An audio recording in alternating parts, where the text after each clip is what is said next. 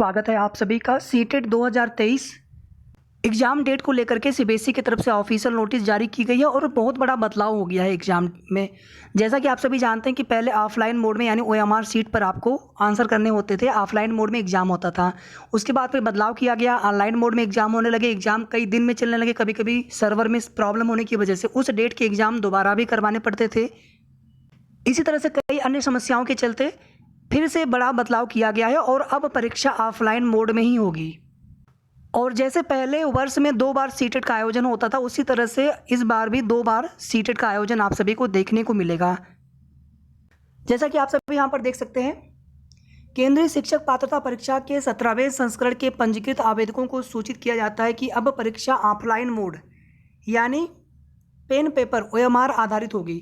अब परीक्षा 20 अगस्त 2023 यानी एक ही दिन रविवार को पूरे भारत में पेपर 1 और पेपर 2, पहले शिफ्ट में पेपर 1 और सेकेंड शिफ्ट में पेपर 2 के लिए पहले से पंजीकृत उम्मीदवारों के लिए निर्दिष्ट शहरों में आयोजित की जाएगी।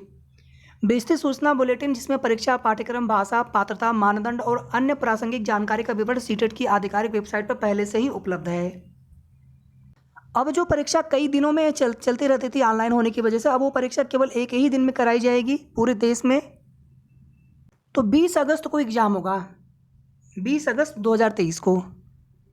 दूसरी अपडेट यहाँ पर है, यूपी के एडेड के प्राथमिक विद्यालयों में काफ़ी समय पहले से आप देखेंगे कि जो टीचरों की भर्ती थी उसको लेकर के शासन की तरफ से रोक लगाई गई थी। और इसी क्रम में आप देखेंगे कि मैनेजमेंट भर्ती नहीं कर सकते हैं, इसको लेकर के पुनः शिक्षा निदेशक की तरफ से एक पत्र जारी किया गया है। तत्काल ईमेल समस्त मंडलीय सहायक शिक्षा निदेशक, समस्त जिला बेसिक शिक्षा अधिकारी, अशासकीय सहायता प्राप्त जूनियर हाई स्कूलों से संबद्ध अनुदानित प्राइमरी प्रभाग में शिक्षकों की नियुक्तियों पर रोक लगाने के संबंध में। इनके विद्यालय कम है माध्यमिक की तुलना में और जूनियर हाई स्कूल की तुलना में।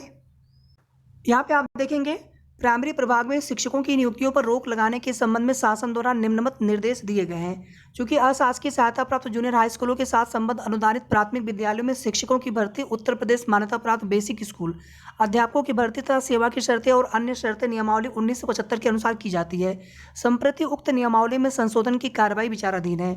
इस संबंध में मुझे आपसे यह कहने का निर्देश हुआ है कि उक्त तथ्यों को दृष्टिगत रखते हुए शासन स्तर पर सम्यक विचारोपरांत निम्नवत निर्णय लिया गया है। प्रदेश के अशासकीय सहायता प्राप्त जूनियर हाई स्कूलों के साथ अनुदानित प्राइमरी प्रभाग में शिक्षकों की भर्ती पर रोक लगाई जाती है। ये भर्ती अब नए शिक्षा सेवा चयन आयोग से होगी। यदि चयन की कार्रवाई प्रस्तावित हो तो उसे किसी भी दशा में पूर्ण न किया जाए। जो नया आयोग बनेगा, जो एडेड के विद्यालय होंगे, चाहे वो उच्चतर के होंगे, चाहे माध्यमिक के होंगे, चाहे जूनियर हाई स्कूल के होंगे, चाहे प्राथमिक के होंगे, वे सभी शिक्षक भर्तियां नए आयोग से की जाएंगी। लेकिन जो राजकीय वाले माध्यमिक की जैसे एलटी ग्रेड हो गया, जो भर्ती पहले से लोक सेवा आयोग से होती थी, तो वो भर्ती अभी भी आपको लोक सेवा आयोग से ही देखने को मिलेगी। ये लेटर जो अभी जूनियर एडेड हाई स्कूल के जो विद्यालय है, जो उनके टीचरों के लिए भर्ती चल रही है 1894 पदों पर, तो उस भर्ती प्रक्रिया से इस लेटर से कोई संबंध नहीं है। ये केवल उन विद्यालयों से संबंध जो प्राथमिक के विद्यालय हैं 1 से 5 तक के लिए, उनमें टीचरों की भर्ती को लेकर के ये लेटर है कि वहाँ पे भर्तियाँ नहीं की जाएंगी मैनेजमेंट के द्वारा। तो कुल मिलाकर के अब मैनेजमेंट भर्ती नहीं कर पाएंगे, चाहे प्राथमिक हो चाहे जूनियर हाई स्कूल हो।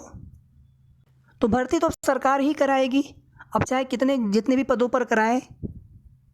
इसी तरह से आप सभी जानते हैं कि नया आयोग बनने के बाद यूपी टेट कराया जाएगा जल्द से जल्द, और संभावना काफ़ी ज़्यादा है कि जुलाई में ही यूपी टेट का नोटिफिकेशन देखने को मिल सकता है, जुलाई अगस्त तक।